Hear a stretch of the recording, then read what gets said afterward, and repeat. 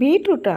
எனக்கெல்லாம் பிடிக்காதுன்னு சொல்கிறவங்க கூட இந்த சால்னா செஞ்சு கொடுத்து பாருங்கள், எப்படி ஊற்றி சாப்பிட்றாங்க அப்புறம் தெரியும். பீட்ரூட் சால்னா செய்கிறதுக்கு ஒரு பீட்ரூட் தோல் சீவிட்டு இந்த அளவுக்கு நல்லா கட் பண்ணி எடுத்து வச்சுக்கணும். குக்கரில் எண்ணெய் ஊற்றி நல்லா ஹீட் ஆனதுக்கப்புறமா பட்டை, கிராம்பு, ஏலக்காய், கல்பாசியும் போட்டு நறுக்கின வெங்காயம், காரத்துக்கு 2 பச்சை மிளகாய், 1 டீஸ்பூனுக்கு இஞ்சி பூண்டு பேஸ்ட் போட்டு நல்லா வதக்கினதும், மீடியம் சைஸில் 2 தக்காளி பழம், சுவைக்கு ஏற்ப உப்பு, மஞ்சள் பொடியெல்லாம் போட்டு நல்லா குழஞ்சி வந்ததும் 1 கப் ஊற வச்சு பச்சை பட்டாணி, நறுக்கின பீட்ரூட், 1 ஸ்பூன் அளவுக்கு தனி மிளகாய், தனியாத்தூள் சேர்த்து நல்லா வதக்கி வேக வச்சு எடுத்துக்கணும். இப்போ மிக்ஸி ஜாரில் 5-6 சின்ன வெங்காயம், 1 டீஸ்பூன் சோம்பு, கசகசா, பட்டை, கிராம்பு, 4-5 முந்திரி பருப்பு, 4-5 வேர்க்கடலை, 1 கைப்பிடி அளவுக்கு துருவின தேங்காயும் சேர்த்து கொஞ்சமாக தண்ணி விட்டு ஃபைன் பேஸ்ட்டாக அரைச்சி எடுத்துக்கணும். பீட்ரூட் ஓரளவுக்கு நல்லா சாஃப்டாக வெந்ததும் அரைச்ச தேங்காய் விழுந்து தேவைக்கிறப்ப தண்ணி, கரம் மசாலா தூள் போட்டு நல்லா கலக்கிட்டு குக்கரை க்ளோஸ் பண்ணிவிட்டு 2 விசில் தாங்க. அசத்தலான டேஸ்ட்டில் பீட்ரூட் சால்னா சப்பாத்தி, பரோட்டாவுக்கு ததும்பெலாம் ஊற்றி பரட்டி சாப்பிட்றப்ப செம்மையாக இருக்கும். செஞ்சு பார்த்துட்டு சொல்லுங்கள் எப்படின்னு.